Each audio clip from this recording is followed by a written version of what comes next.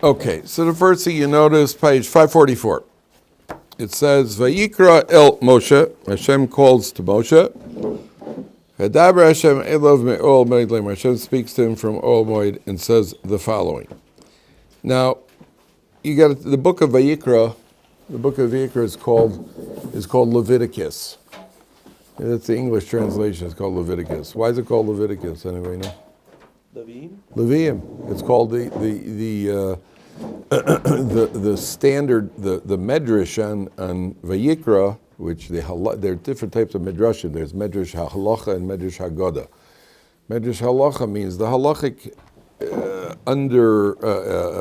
underlying halachas that are recorded in the medrash is called Torah Halavim. Torah Halavim. Vayikra is called Torah Halavim. So it's called Leviticus because you got all about sacrifices, the Kohanim and the service and the various things like the Kohanim come from Yeshivat Levi, so it's called Leviticus. That's why the book of Vayikra is called Leviticus. Bereshis, anybody know what Bereshis is called? Genesis, which apparently means Bereshis. And in what language? Yeah, what Genesis? Yeah.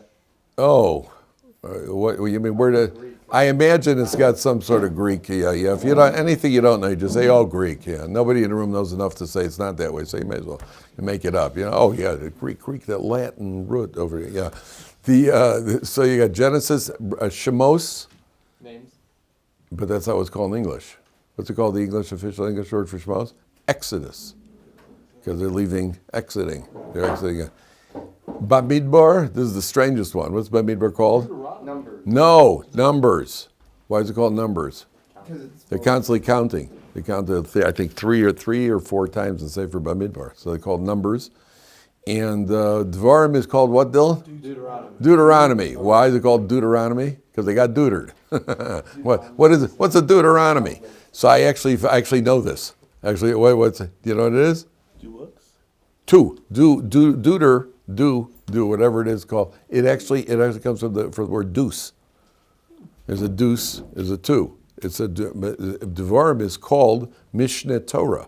Mishneh Torah means the Torah repeats itself because there are many halachas that are repeated in the book of Devarim. So it's called Mishneh Torah, the repetition. Moshe Rabbeinu reviews many halachas. So that's why they got it. Again, I don't know who made up the English names. The English names don't come from Sinai. Those are the accepted names. But Sefer Vayikra is called Torah Halavim. Now, the first thing that you know over here is there are two things to notice in this pasuk. There are many things, but the first thing is you notice there's a small aleph. That means that in the Sefer Torah, if you look at a Sefer Torah, the Chumash over here is printed the way you would see it in a Sefer Torah. So if you look in a Sefer Torah, it's actually written, and that's one of the rules of Sifrei Torah. There are rules of when the scribes write a Sefer Torah. There are myriad rules for how you have to write a Sefer Torah. One of the rules is that there has to be a small aleph in the first letter of Vayikra. Now, why is there a small aleph there? So there are different reasons. One of them, the most common reason given, is that Moshe Rabbeinu, in his humility, he didn't want it to make it sound like Vayikra Hashem al Moshe with an aleph, that it's a official addressing of Hashem to Moshe. He wanted it to sound like Vayikar. He just happened to talk to him. It's a form of humility. There's Vayikar. And that he happened to see Moshe, so he spoke to him, which is, don't tell everybody that we have, out of his humility, like Vayikra means I'm officially calling you because you're the guy, you're the man, and you're the one I'm talking to. Moshe didn't want that kind of attention. So HaKadosh Baruch Hu said to him, but I do want you to write an aleph. So Moshe Rabbeinu said, well, could I at least make it small? So he said, okay, that you could do. You make a small aleph. So his Vayikra is evidence of Moshe Rabbeinu's humility. That he didn't want Vayikar. Hashem said, no, you're not going to leave out the aleph altogether. So Moshe was like, can I at least put in a make it a small? He says, hey, you can make a small aleph. So there's an interesting lesson here that Rav Moshe Feinstein says. He says, sometimes in life, you may be striving for a high level. Certainly in Torah, you may be striving for a high level. Maybe you want to become a person who, for example, you conquer your anger.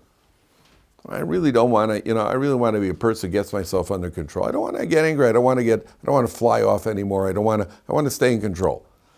And you go for a week or two, or an hour or two, without getting angry, and then you lose it.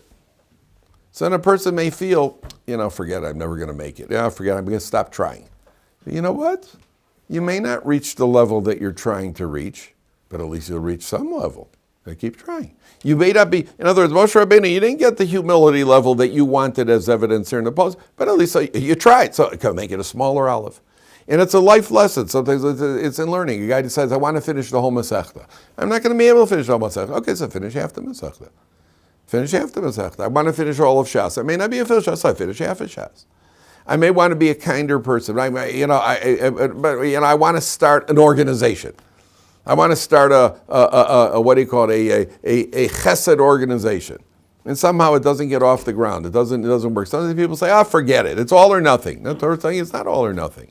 Why does it have to be all or nothing? It doesn't have to be all or nothing. Try to do as much as you can. And this is in any character trait and it's any achievement in life. You can't do it. I'll try. Anger is a very good example, by the way, because the way it works. The way it works is, especially when you have a family, the easiest thing with kids, when you have kids, you could just be flying off at kids all the time. You just be flying. Kids can get you. So your little kids, they can drive you. And you got to make up your mind right away. And if you're going to just lose it all the time, you're just going to be losing it all the time, and there's no end to it. So you make an effort not to, and once in a while you do lose it. Okay, but at least that's an improvement. I guess that's not I can't be perfect. But don't say, forget it. I can't work on it at all. That's what the Torah is teaching. You got a goal. Try to work on it. Number one. Number two. The small aleph, the small aleph, according to some of the commentaries, do you know that the Gemara says there were 50 gates of wisdom? There are 50 gates of wisdom, whatever that means. The Gemara called them Sharei Chochmah. Moshe Rabbeinu was only able to access 49 of them. There was one gate of wisdom, the Gemara says, that even Moshe Rabbeinu couldn't achieve. I couldn't access that one gate of wisdom, and therefore Moshe Rabbeinu is the aleph, the small aleph represents that little bit that he was not able to, that hidden level of God that Moshe Rabbeinu was not able to access. That's what the Vayikra is. Now, what is the theme of the Parsha? So, the commentaries say like this. First of all, is there anything else about the beginning of the parsha that strikes you as strange? Look at that first pasuk again. Anything grab you that's a bit peculiar? Yeah. Hashem called and Hashem spoke, like written 2 times. You know what? That would be a good question, except for Yufta? no, except for a tiyufta. For exactly the problem I'm telling you to pick out, that's why that's not a problem. For exactly the problem that I'm telling you to pick out, that's why that's not a problem. Spoke to him saying, The tent of meeting. No, before you get there, you said to me, I'll tell you what you said. Azriel, you said Hashem spoke to him and Hashem spoke to him again.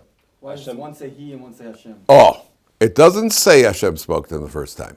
It just says Vayikra el Moshe. He called Moshe.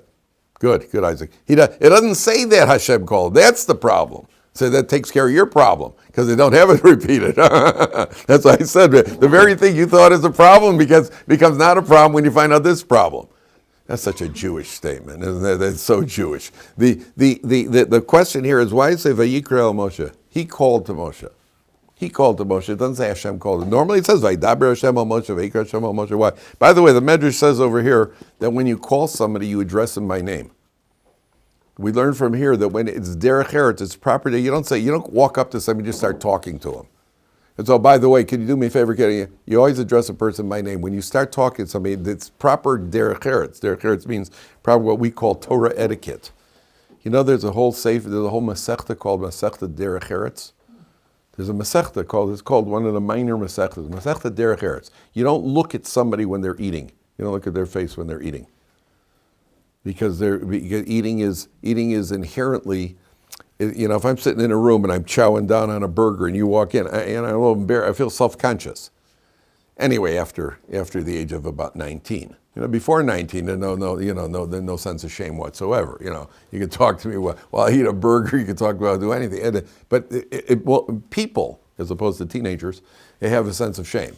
And so you don't look at it. You don't. There are all sorts of halachas in the laws of what's proper Torah etiquette. You don't interrupt people when they talk. You don't take food out of your mouth and put it on the table. So all these things that it says. So one of the forms of proper derech eretz is you address somebody by a name when you call somebody. You don't just start talking to somebody. Say, Eitan, how are you? You don't just say, hey, could you do me a favor? You address the name, number one. But why doesn't it say Hashem's name? That's a brilliant insight here. There are certain times in life that Hashem calls us. He doesn't let us know that. We don't necessarily know that it's Him. He doesn't make it that clear that it's Him. But if we think about it, we see that Hashem is calling us. I want to be careful over here. This doesn't mean that, I got contacted. He spoke to me. I mean, I've met a couple of guys over the years. I've met a couple of Eliyahu Navis over the years. I met a couple of guys. I think I might have met one Mashiach. Right, and so over the years, I've what do you call it? Yeah, the guy. I tell you, the guy walks into a home for people who are mentally unstable, and he's visiting some of the patients, and he walks over to one of the guys, and he starts talking to him, and the guy points and says, "See that guy over there? He's nuts. This guy thinks he's Eliyahu Navi." He goes, "Really?" He goes, "Yeah, the guy's crazy. He keeps talking about he's being Eliyahu Navi." I said, "Well, what makes you think he's crazy?" I mean, he goes, "'Cause I'm Eliyahu Navi." So, I'm not talking about that. I'm talking about that. So sometimes Hashem speaks to us that something's happening in our life, and again, you got to be really careful. Like Shai, take a chumash. You got to be really careful over here that you don't misunderstand this. It doesn't mean that, yes, I've communicated with the Lord. I don't mean that. I mean, sometimes if a guy takes a monetary loss, Hashem's speaking to him. Hashem's talking to us. What does Hashem want? I don't necessarily know. But I know that maybe it would be a good idea to review my financial behavior. Maybe I'm not 100% honest in business. Maybe I'm not 100%, what do you call it? Maybe it's like the guy's in a parking lot. And he bangs into another car. He smacks a car in the parking lot. The guy's not around. So he takes a note and he puts it on the windshield. Writes a note and he puts it on the windshield, right? That's what you're supposed to do, right? Except the note says, "I smashed into your car and everybody around me thinks that I'm writing my name and address, but I'm not, ha." So sometimes, maybe your financial behavior isn't as it's supposed to be. Maybe you're not giving enough tzedakah. But it could be a Kodesh Baruch Hu is talking to us. That means he's sending a message. Everybody with October 7th, when they had the Rahman al-San, the terrible tragedy. So everybody said, Hashem's talking. He is for sure talking to us. What's Hashem saying? Not so clear. Everybody has to worry about what Hashem's saying to them. Everybody knows what Hashem's saying to other people. Yeah, that we're good at. That we're great at. Oh, I know where you got to improve. Yeah, no. Hashem's talking to me. Hashem's saying, Kaplan, improve. He's telling every single person, improve. Where should I improve? Why I'm already at 10. There's no room for improvement over here. There's no room to improve. Everybody think a little bit. There are all sorts of areas. There are all sorts of areas we could improve. So the Gemara says, if a person sees that he's suffering in any way, and by the way, it doesn't have to be suffering. You could win a lot of money. That's like Kodesh Baruch Hu speaking to you also. What's he saying? So I'd like to think he's saying, wow, you're good. You're good. I like you. He may also be saying, you know what? I'm going to reward you in this world so you don't have anything left in the world to come. That's also his thought. It's a very sobering thought, isn't it? So maybe if a Kodesh Baruch Hu gives you some money, maybe a Kodesh Baruch Hu is saying, okay, now I'm testing you. Let's see if you're going to give away 20%. Let's see if you're going to give away 10%. Let's see if you're going to give away anything. I don't know. We don't know. It's not our job to know. It's our job to think what it could be. So the Gemara says, if a person sees he's suffering, the Gemara Bracha says, Yefash peish b'masav. If a person sees he's going through a period, he's going through a difficulty, do some soul searching. Why? For what? Don't come to, the trick isn't to come to the, I know why this happened. You don't know why it happened. We don't know why it happened. You have to be a prophet. Maybe you can flip that window open. You don't know why it happened. But at least I know, for example, if a guy loses money, a guy says, okay, at least think about your monetary. I don't know if this is the reason. But when I think about my monetary behavior, I say, you know what, I've been a little derelict and might tzedakah do this. So that's good also, so you fixed up one thing. If a person, what do you call it? If a person, you have a flat tire, you got a flat tire, maybe I've been selfish with my car. Maybe I've been driving by bus stops where people need rides and I don't give them a ride. I can fulfill a Torah command every time I do a chesed. Maybe that's why. I don't know why. Maybe if something happened, it cost me a loss. Maybe because I wasn't willing to spend enough money on my tefillin. It could be a million and one things, but at least it gets us thinking. So sometimes Vayikra El Moshe doesn't say Hashem's name because sometimes Hashem talks to us without saying a name. And a person has to do some thinking. What does Hashem want? Number one. Number two, the Torah then goes on and talks about the korbanos. Daber el b'nei Yisrael v'amarta aleim. Speak to the b'nei Yisrael. Say to them the following: Adam ki yakriv mikem korban laHashem. When a man brings a korban. Now, gentlemen, watch this. How do you translate korban? Offering. Any other sacrifice? Sacrifice. That's what I thought you would say. Okay, we'll see. Mina behema, mina bokro, mina tzon tagriv with korban lachem. Whether from the domesticated, from the beasts or the cattle or the sheep, you should bring your korban. Now, the first and most common translation of a korban is that it's called a sacrifice. That's what it's called. But that's not 100% accurate. Offering is a much more accurate translation than a sacrifice. So first of all, what is the word? What's the Hebrew root of the Hebrew word korban? What's the root of the Hebrew word korban? What do you see in the Hebrew word korban? Karov. What does karov mean? To bring you close. To bring you close. So there's something about the korban that's obviously meant to bring us closer in our road as Hashem. Let me ask you a question. A guy goes to medical school. You work hard in medical school. Would you say his going to medical school is a sacrifice?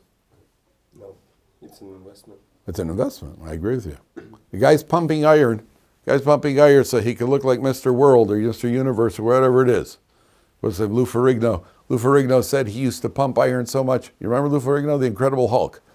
He said he pumped iron to the point that he would pass out from pain in the weight room. Some people do that with cholent. I eat cholent till I pass out, but I never pumped iron until I passed out from pain. Even when I weightlifted, I didn't pass out from pain. That was beyond my threshold. I wasn't interested, but he did. Okay, would you say that was a sacrifice, or would you say it was an investment? So a korban is really an investment. I like that translation. It's better than even an offering. It's an investment. What are you investing? You're investing into yourself. You're investing into your growth, and you're investing into your connection with God. It's not a sacrifice. You chose to go to medical school. You chose to go. It's not a sacrifice. You may have sacrificed other things while you were in medical school. You sacrifice a certain amount of freedom, and you sacrifice a certain amount of entertainment because you had to study. But the studying for medical, that wasn't a sacrifice. That's your investment. That's how you became a doctor. A korban is somebody, and by the way, Shai, you know why we take these animals? And why do you bring these animals as sacrifices? Do you know that there are commentators that say that there were people who were not so righteous, and at a certain point they had thoughts of doing tshuva, but they never managed to do tshuva. They died before they did tshuva, and then they're reincarnated as these animals. And then they take these animals, and they slaughter these animals as a korban on Mizbech, and that brings a tikkun for their neshama. How do you like that?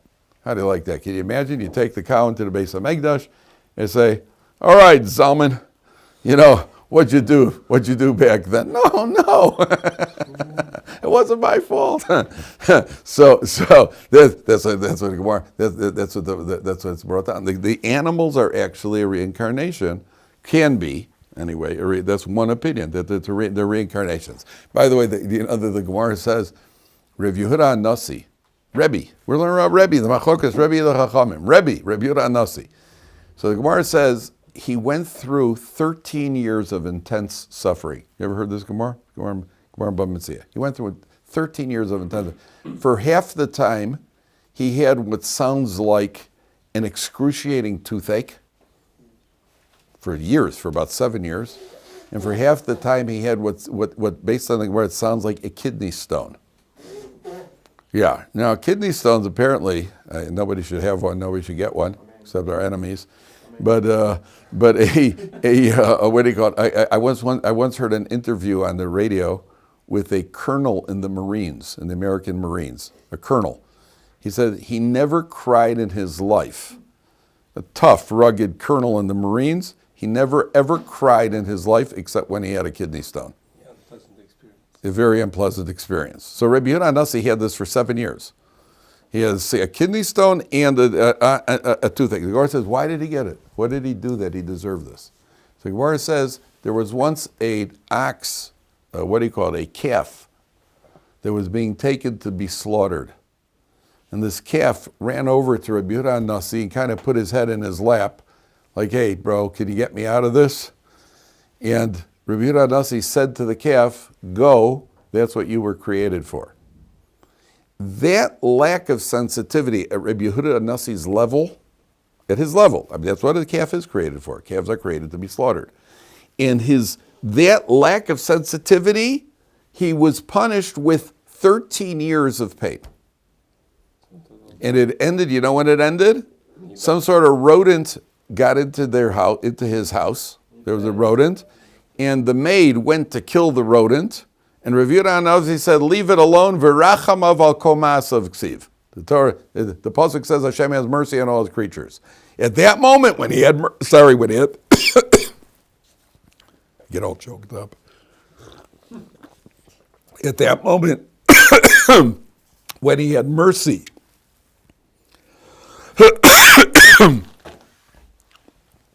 no, I had one today already.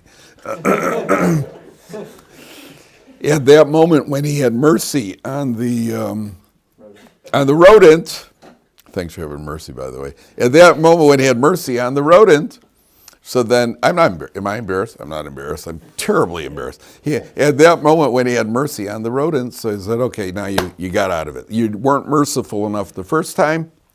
Now you have mercy, so he let it off. Now, the Ben Ish Chai says that calf that came to Rabbi Yehuda Nasi, that calf was a Gilgul. That calf was a reincarnation of somebody who came into the calf, and that the tikkun for that calf was going to be by being slaughtered, by being shechted. That's why Rabbi Yehuda said, go, lekach mutzarta, this is good for you. This is good for you. That's what the Ben Ish Chai says. So there are Kabbalists who say that all of these animals, these are the sacrifices of Abraham. Now the question is, what's the common denominator? Mina behema, how does he translate behema? What's the word goes? He calls it beasts?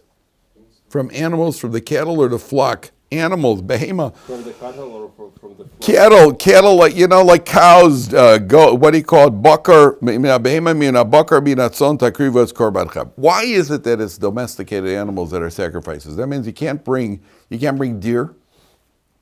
You certainly don't bring non-kosher animals. You don't shech the lion in the base of Mikdash. It would look cool. What's that? It would look cool. Why not a deer? Oh, I'm asking you. A deer's a kosher animal, right, but you don't bring it as a korban. The korban, it's got to be from the livestock, from the domesticated livestock. Oh. Why? And not from any sort of attack animals. Not from any sort of the most, what he calls serene domesticated animals. Why? This is part of your property and liquid property that you have to invest. If you buy a deer, the deer becomes your property also. I know my uncle lives in Muncie. He's a Satmar Chassid. They live in Monroe.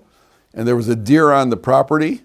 There was a deer from the forest. They caught the deer, and they shechted it. He's a shochet. They caught the deer and they shechted it. Apparently, it's supposed to be very delicious too. I showed up too late. But the deer. But the Torah says you can't bring a deer as a korban. Why not? Do they have antlers? You have antlers. Bulls have horns. Rams have horns. So one answer is because the Torah, you're going to be required to bring korbanos. So the Torah says it's got to be accessible to you. Deer's animals they're not accessible to you. Number one. Number two, there are meforshim that say that even certainly aggressive animals, that HaKadosh Baruch Hu Elokim Yavakesh Es HaNirdaf. HaKadosh Baruch Hu favors the underdog. The one who's on the pursued is favored by HaKadosh Baruch Hu as opposed to the pursuer. But it's always a good idea if you ever have any sort of beef with anybody. But we're talking about beef. But if you ever have any type of conflict, thanks, Dylan. If you have any type of conflict with anybody, it's always good to be the guy who's picked on, not the guy who's doing the picking. Because HaKadosh Baruch Hu favors the guy who's willing to, HaKadosh Baruch Hu is not thrilled about aggressive people. HaKadosh Baruch Hu wants an animal also that symbolically, who does he want as the sacrifice, so to speak, is a lesson for us. The animals that are helpless, the animals that everybody picks on, everybody shucks them, those are the animals that HaKadosh Baruch Hu wants for a sacrifice. Now, let's get to the key point here. What's the point of bringing a korban? What's the point? What kind of korban do we bring at all? What are the korbanos that we bring? Sin offering. Sin offering. There's a burnt offering. There are all sorts of, what's that, an olah, an elevation offering? What is the idea of an olah? What is the idea of any of these sacrifices? So let's get a category. There's one korban that a person has to bring. When do you have to bring a korban? If you've done certain averas, you have to bring an animal, a korban as an atonement. There's sometimes where you've neglected to fulfill a positive command. Let's say a person didn't put on tefillin that day. You're not obligated to bring a korban for that, but it is highly recommended to bring a korban. There are other korbanos that you could bring because you're in a good mood. You aced your midterms. And the guy says, wow, I aced my midterms. I'm going to donate a sheep to the Beis HaMikdash, right? Yeah, it's a shlomim. You could do that too. There are a lot of reasons, but all of them contain some element of a reminder of atonement. What's the reminder of atonement? Because the person is supposed to look at the animal, this is all the commentaries say, you look at the animal and it's supposed to be a reminder to you, that should be happening to me. Throwing it down, shechting it, sprinkling its blood, that has a sobering effect on a person. When a person realizes, that should be my blood. That has some sort of sobering effect on a person, number one. Number two, and I think this is more the point that I want to get, we don't have sacrifices nowadays. We don't have offerings. We don't have investments nowadays. We don't have offerings nowadays. We don't have korbanos nowadays. What is it? What is a korban? I feel bad that I did something wrong. I messed up. I ate something not kosher, or a person, what do you call it? The person did an avera, a person I forgot to put on tefillah. I feel bad about something. So the Torah is teaching us a principle. It's not enough to feel it, and it's not even enough to say it. You got to do something about it. Do something. Do an action, and especially if it costs you. When it hits you in the wallet, then it's painful, right? When it costs you, that's my father, Aleph of Vayikra, used to say. He used to say, he was never impressed. My father straightened me out good and proper, and on many occasions. He was never impressed by an artificial demonstration of anything in life. He didn't go for the shtick. And sometimes I remember in shul, if I'd be going like this, don't put on a show. Daven. You don't want to daven, don't daven. Don't put on a show. And I'm sitting there like when I was a little kid, either you daven or you don't daven. Don't put on a. So he didn't enjoy the show. Not when I was a little kid. He didn't enjoy it when we're big kids either. Didn't go for that sort of thing.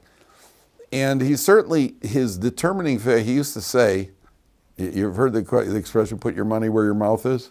He used to say, "Put your money where your religion is." Let's see if you're willing to spend on it. That'll tell me if you're religious or not. You talk. Baruch Hashem, Emirtz Hashem, bli neder, bli ayin hara, bli this, bli that. Yeah, put a couple of bills on the table. Yeah, let's see you give tzedakah, let's see you spend on tefillin, let's see you spend on a little bit. Then you're playing for keeps. Where you put it, where your money is, that's where you're playing for keeps. Everybody can talk the talk. I put down the money, then I know you're playing for keeps. That's the determining factor. Person, if you feel bad about something, bring an offering to the Beis HaMikdash. That'll straighten you out. So if you really did it was a really grievous offense, so then you have to bring the offering. You feel bad about not putting on tefillin today? You feel bad that you had an inappropriate thought? Maybe you spoke lashon hara. You feel bad about it? Oh, I feel terrible. Yeah, how bad do you feel? Do you feel bad enough to spend $100 to get an atonement? Oh, well, I don't feel that bad. I feel bad, but I don't feel. Yeah. Now you'll know. Then you do it and you feel something. There's a rule in life, by the way. If you ever have to apologize to somebody, let's say you did something wrong. You woke up your roommate. You used somebody. You broke something that belongs to somebody. You were inconsiderate one way or another. We did something wrong. I did something wrong to somebody. So you apologize. How much is an apology worth? Okay, it's nice that the person's acknowledging it. Buy the person something. When you apologize, if you really wronged somebody, I'm not talking about just because you cut somebody in line. Otherwise, the bookstore, you never finish buying stuff. Talk about you really messed somebody over. You know what? Boy, sorry about that. Buy him something. Make it hurt. Make it hurt for you. When it hurts, that's a sincere apology. That makes it feel. Then you feel that you really did it. It internalizes it. That's the whole point of the korbanos. The whole point of the korbanos is that it should. What do you call it? It should make it hurt a little bit. Yeah. Go ahead, Eitan. If someone, with this concept that if we do an Avera and we give money to tzedakah in honor of that Avera that we did, will Hashem reimburse us for the tzedakah we give? Or is it Tzedakah, you always get. Tzedakah is reimbursed. Tzedakah, that's one of the fundamentals of tzedakah. It may not be immediately. You will not lose by giving tzedakah. Not only that, if a person gives tzedakah, we don't see necessarily how it's reimbursed. It could be that person was supposed to make a trip to the dentist, and now he alleviated a trip to the dentist by giving tzedakah. And you have another guy who maybe his washing machine didn't break, right? And you have another guy who just won a lottery. You don't know how it manifested, but you won't lose out. By giving tzedakah properly, you won't lose out. Never lose out. Yeah, what do you say? My question is, does it work another direction? Like, where's my focus, whether I should apologize or should not, or like, okay, I don't want to apologize, better I give $10 to tzedakah, or like. No, don't give to the person. Then the person knows you're sincere. To walk up to the guy and say, oh, by the way, sorry that I caused your business to close. Shkoyach. Yeah, thank you very much. Give the guys, you messed somebody up. Give them and make sure that they know that you truly regret it. Forget tzedakah. I'm not talking about giving to tzedakah. Giving to tzedakah is something else. If a person gives to tzedakah when it's between you and God. But between you and your fellow man, buy him something. What do you say, Dil? But when you don't regret it? When you don't regret it, do it. They'll teach you to regret it. Believe me, that's the best time to do it. I don't really regret it. Good, spend $20 on it. You'll see how much you regret it. That's the best form of regret in the world. Yeah, go ahead. I want to get to something. Go ahead, Dylan. When you were talking about the reason for not bringing a deer or these other animals that aren't domesticated, were the doves were a big Doves, yes. Doves. Were they domesticated? It was easier. It was easier to catch birds. Apparently, they had dovecots, and the dovecots were a very common thing. It wasn't hard to get a hold of birds. Go catch a deer. Doves and birds. It's a good question, but apparently, it's easier to, but you see that in the Gemara they had dovecots. They had what's his name? King Herod had a whole dovecot thing. You see that the Gemara talks about, even in the Mishnayos and Beitza talk about when you have your dovecot at home, about which doves that you have to designate for Yontif, that you're going to shecht on Yontif. Yeah. So apparently, yes, that was in. Culturally, that was apparently something that you had birds on your property, just like you had domesticated animals. Okay, now, if you look at Rashi here, and this is one of the most. I come back to this idea. One of the most frequent ideas that I come back to in many different venues. Rashi says in Pasuk Beis, Adam ki yakriv mikem. It's the left column. I want everybody to see this shot. Everybody take a look. Left column, about 8 lines down. It says, Adam ki yakriv mikem, says Rashi, kishe yakriv. Ki yakriv mikem means when a person offers. And then Rashi says, Bekorbanos nedava diber ha'inyan. The first set, because the Torah is going to go through the various types of korbanos, the first one is called a korban nedava. Korban nedava means you're volunteering, you're pledging an offering to the Beis HaMikdash, which you're not obligated to bring. So the Stipler Zatzal asks the following question. Why is it that in a Torah which is pretty demanding, anybody who's had any introduction to Torah knows Torah is pretty demanding. This you have to do, and this you have to do by a certain time, and this you're not allowed to do, and this if you do, it's an even bigger avera, and you can't speak inappropriately, you can't think inappropriate thoughts, you have to give tzedakah, you have to daven, you have to keep Shabbos, you have to make a bracha, all over the place. Yeah, you have to do. And all of a sudden the Torah, which is very, very precise, demanding, and regimented, also the Torah says, oh, by the way, if you feel like volunteering an offering, you can volunteer an offering. Why are we talking about volunteering? Since when did volunteering come up? In the Torah, hey, you know anything about Torah? Don't look like there's too much volunteering to me. Any volunteers? Any volunteers to fast on Yom Kippur? Any volunteers to sit low on Tisha B'Av? Here I am. No. Do it, because that's what you have to do. No volunteers. What's with the volunteering? So Stiper says a life. It's just so. It rings so true, and you see it yourself. Imagine you walk into a shul, and you see two people davening. One of the guys is like this. And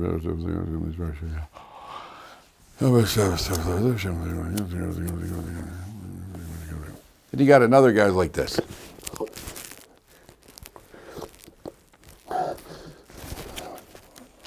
Like that, okay. Then I say to you, one of these guys is a Baal Tshuva, and one is an FFB, right? From birth, fractured from birth, whatever the case may be.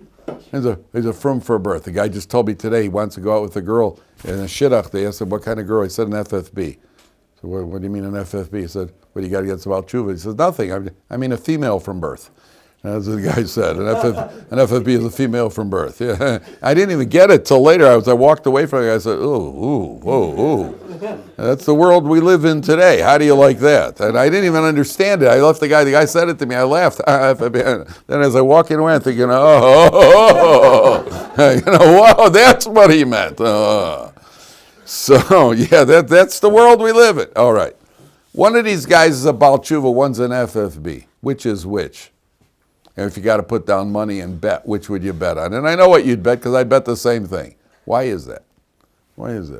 So most people think, the FFB, you've been doing it your whole life. You're a little, you take it for granted. And the Baal Tshuva, it's like it's all new, and it's just like you can barely, like you're gonna take a bite out of the sitter. That's what he looks like a hungry man eating a hamburger, right? That's what he looks like. So it's much deeper than that. What's happening is, if you go to a hospital, you got nurses and you got volunteers. What do the nurses look like and what do the volunteers look like? The nurses are, they're running around, but they, maybe yawning a little, dragging. They're not always in a great mood, and they're working hard. What are the volunteers? The volunteers are like a bunch of cheery gum snappers. Yeah. And you think, what else? Like that, right? That's what they look like. Why? You know what the difference is? When you have to do something, it becomes like that. You're like, I got to go to davening again. When you're a volunteer, you feel like a national hero. You volunteer, you feel good. You feel like you're, wow, I'm giving something. So the volunteer in the hospital feels like they feel good about it. They're saying, I'm getting underpaid to run around and take all these blood pressure. They may not be in a great mood. The volunteer feels, wow, I'm doing something. In the heart of hearts of a Baal Tshuva, at least in the beginning stages, a Baal Tshuva feels, listen, I only found out about this stuff when I was 26. And if I quit right now, nobody would have any claim to, God's not going to have any problems with me. And in the beginning stages, the Baal Tshuva is very enthusiastic because I feel like I'm a volunteer. I'm doing God a favor over here. Till the point that he realizes that, you know what? I'm not a volunteer anymore. I could tell when that stage comes. I know when a Baal Tshuva is no longer a Baal Tshuva. He falls asleep during Shir. Right? At that point, he's no longer a Baal Tshuva. Right? At that point, he's an FFB. Yeah, at that point, he's all right. He's in for the long run. He's in for the long haul now. He's finished. He's cooked. Right? There's a certain volunteer. It says the stipler like this. The Torah says, "Ve'ahavta es Hashem Elokecha." You have to love Hashem, your God. How can the Torah command us to love Hashem? Yeah, I command you to love the Cubs. Out! Out! How can Hashem command you? A guy said to me, I met a guy yesterday from Chicago. He said to me, are you a Cub fan or a Sox fan? I was ready to go for his jugular. I said, how dare you? How dare you even, how dare you? The guy didn't know what I was talking about. He got nervous. I said, you imply that I would be a sock? How could you even think such a thing? Look, you can't tell by looking? So what do you call it? The guy, what do you, you were commanded to love Hashem. How can you be commanded to love Hashem? Either you do or you don't. The answer is, we know that love is a result of giving. That's Rav Dessler's famous principle. The greatest love connection in the world, the greatest love connection is a mother to a child. Not the child to the mother. Children need parents. Parents love the children. Children love their parents too. But the parents love the children more. Why? And in between the parents, who's invested more in the child? The wife has. The wife's got a 9-month start on her husband. She's been carrying the thing. And then she gets up in the middle of the night, she nurses him. The connection between a mother and a child, because a mother invests in the child. That's giving is the result. And that's how the success of a Jewish marriage is the result of giving. And by the way, somebody said, if you're ever upset with your spouse, by the way, it happens. And your spouse will be upset with you many times. The best thing for you to do if your spouse is upset with you or you're upset with your spouse, bring her home something. Because it forces you into an act of giving. Doesn't matter. It doesn't have to be big. Bring her a donut. Doesn't have to be big. Doesn't have to be a diamond ring, unless you're in deep trouble, right? But just bring her a what do you call it? Bring her a something, anything. Just bring her a brand new pen. Bring her a picture, something, anything little. Not for because what she needs, because it forces you into an act of giving, and when it forces you into giving, when you give, you love. To love Hashem, we have to give to Hashem. Now, we obviously can't give him anything because there's nothing that we could possibly give him, nothing he needs. But in our own service of Hashem, there are two forms of service. There's the service which I feel I have to do, and there's a service which I feel that I'm doing voluntarily. I'm giving this. I'm giving more than I really have to. You hear the psychology here. So for each person, the Stipler says, everybody has a different inclination. Some people are more academic, some people are more action-oriented, some people are more spiritual. The connection between us and the Ribono Shalom will be most developed in those areas where we feel I don't really have to be doing this. That I have to put on tefillin every morning, I know. That I have to learn a certain amount of Torah, I know. That I have to daven, I know. But what if that I have to be kind to people, I know. But what if I actually do I do chesed above and beyond what I have to do? In those areas, you create a tremendous bond between you and the Ribono Shalom. You have a person who learns Torah. You have some people just learn Torah day and night. More than they have to, more than they're required to by the letter of the law. That creates the connection between them and Ribono Shalom. You have somebody else who davens, there's regular davening. Then I add more to my davening. I say some extra tehillim, I say some. That's where you can create the connection, and there's no one rule. The disciple says it doesn't matter which area you choose. Whichever area you're inclined, but again, make sure that you hit the minimums that you have to in all areas. This goes above and beyond the have-tos. I have to put on tefillin, and I have to give him a tzedakah, and I have to learn some Torah. Once I've done what I have to do, that area where I go above and beyond is the area you're going to create that bond between you and HaKadosh Baruch Hu, and that's the idea of a korban nedava. A korban nedava means I don't really have to be bringing this korban. By bringing a volunteer korban, that's going to create the bond between me and HaKadosh Baruch Hu. Therefore, the Torah can command us to love God. The same way if I could say, I could command you to love him. And it'll happen if you start giving to him. I could command you to love somebody. If you start giving, it'll happen. May not be somebody, may not turn into what, but you'll certainly care about that person more. I once asked, when I was a student in this yeshiva, I went to the Rosh Yeshiva, and he even spoke about this. Later in the week, he gave a shmuz in the Beis Medrash. He even spoke about this question. I came to the Rosh Yeshiva. I said, "There's a guy in the yeshiva I don't like. What should I do?" The guy in the yeshiva I don't like. He was an annoying person. Could be I was an annoying person too. But it wasn't him asking the question. It was me. I said to Rosh Yeshiva, the guy rubs me the wrong way. What should I do? I said to me, give him something. Do something for him. I said if you do something for him, it'll break it down. And then I realized we have precedent for this in the Torah. Where does the Torah say it? We have a precedent for this idea in the Torah. Where do you find this in the Torah? Sacrifices. The sacrifices is not where you don't like. I'm talking where you don't like somebody. When Abraham say lots of times. Oh, no, but that was the thing. He did dislike that. No.